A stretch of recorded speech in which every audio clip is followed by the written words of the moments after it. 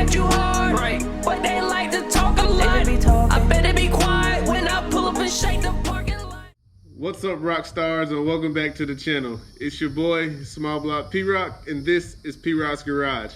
I know it's been quite some time since we've dropped content on the channel. There's been a couple of different things going on, which has kind of slowed down the process, where there's been waiting for parts or things of that nature. So, and I'm still getting used to the whole YouTube channel, so I will do the best that I can to make sure that we are dropping content consistently and that it is fire content every time that it drops. I do want to say that, you know, I have certain goals for the summer where I like to be able to see the car at, as far as like getting it completed. Found out a few weeks ago that my high school reunion is going to be like the day after Thanksgiving, like that Friday after Thanksgiving. And so I used to drive the car to high school, you know, so I was like, you know, November, that's a pretty decent timeline to try to have this car done and ready. So we are working off that deadline for the channel to make sure that the Camaro's done. So make sure you guys continue to support the channel and like, comment, and subscribe. Make sure you guys, you know, share it. You guys have been sharing it. I want to thank all you who have subscribed to the channel already. You guys are really rock stars. So I just wanted to show you guys the difference in the wire length that comes on the gauges, so you guys can be aware of it if you were to order from Glow Shift. Again, their products are super awesome. There's nothing against the product at all.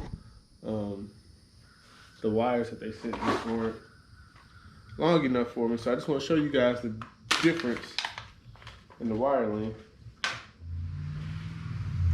The one that came with it is pretty short, so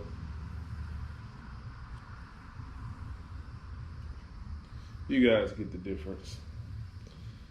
And then you have a longer ground wire also. I'm gonna go ahead and jump into a time-lapse video as I sort these wires out and read over these directions, just to kind of refresh my memory on what goes where, because it's been a few weeks since I last looked at it. So I'm gonna go ahead and check into those things, jump into this time lapse, and I'll see you guys hopefully once we get some of this wiring figured out.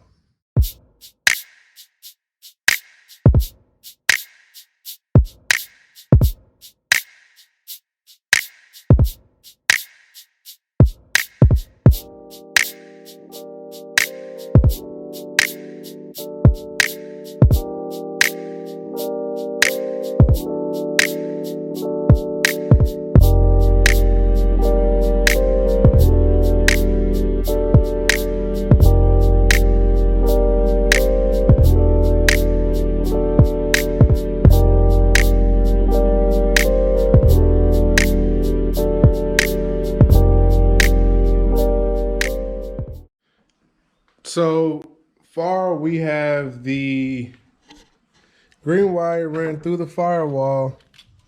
I'm going to run it into this harness behind this crap here. But it'll be ran into this harness. And then I'm going to run it between here. And it's got maybe, I don't know, about 6.5 inches across the fan, where I'm just going to run it into this wire loom right here.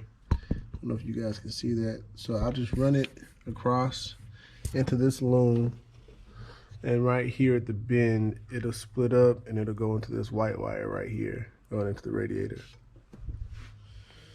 And then for the negative wire, I'm going to run into the harness also. It snakes around here, and then it kind of comes up, and then I'm going to grind the wire down to the bottom, put a washer on the bottom of this and a nut. And then so we'll grind that wire there out of the loom. So first thing we have to do now is push a battery cable on and see where I have 12 volts going, and then plug and play from there. Do that, throw the cable back on for the switch panel, and I'm going to show you guys what this kind of looks like. It's not mounted in yet. but the gauges are on and they are powered off the switch as it should. So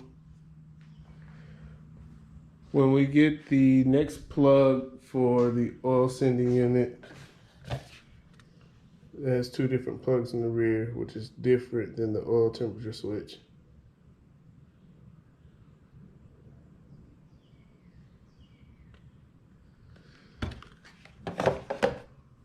These wires plug into the back of it, and then they're routed to their various locations to get power to the gauge. Okay, so first things first, we did get an extreme amount of fuel inside the gas tank not inside the gas tank, inside the oil pan when the fuel pressure regulator didn't really regulate, and it kind of pushed fuel inside the cylinders. So I'm going to drain the oil out of the oil pan, and then I'm going to remove the old sending unit. So let's see what that looks like.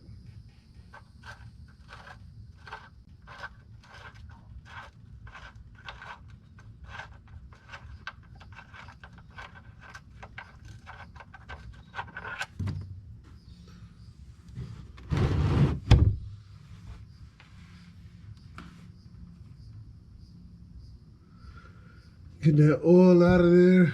Got a lot of gas mixed in with it.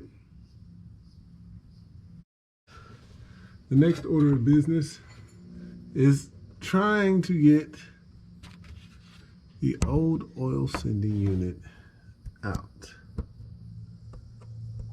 See it right there? We've got to get that out of there.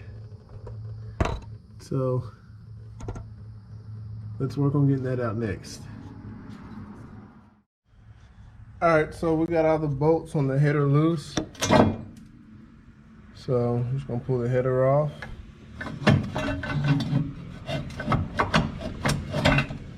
So let's get this gasket off. Well, the gasket seems like it's made it pretty good. I'm gonna try to get it without tearing it up.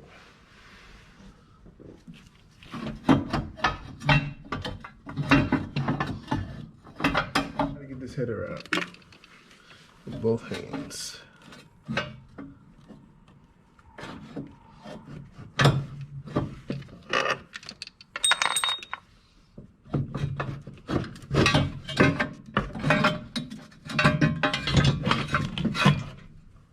So boom, yeah, we got the shorties off. Gasket is still in good shape. This is where a lot of that fire was, down there on that header. I don't know if you guys can see that or not, where it's all black. Yeah, it shouldn't be.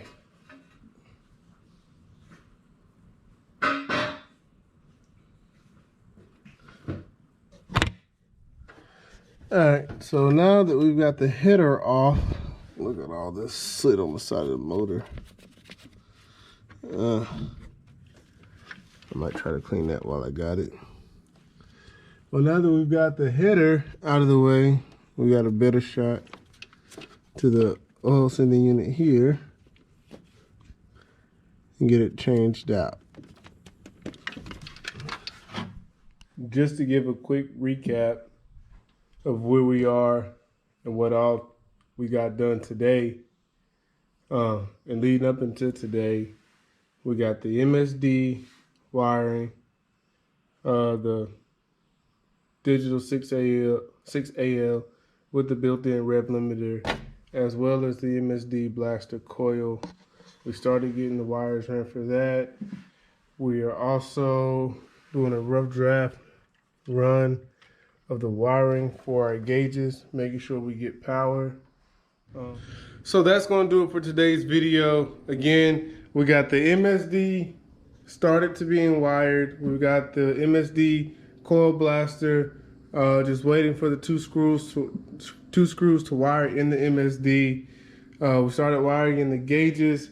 I don't have everything that I need on hand for the oil sending gauge, for the oil sending unit to be routed for the gauge. So we'll be taking care of that next time. As always, I'm your boy, Small Block P-Rock. This is P-Rock's Garage, where we do it ourselves. Make sure you like, comment, and subscribe to the content. Make sure you share it on your social media so that anybody who likes third-gen Camaros, DIY, or just home-built horsepower can tap into the things we're doing here in P-Rock's Garage.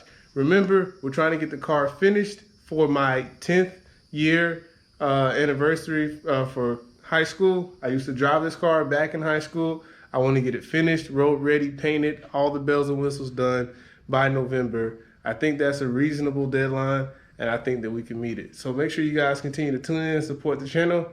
I'm ready to rock if you guys are ready to roll, and we'll see you in the next one.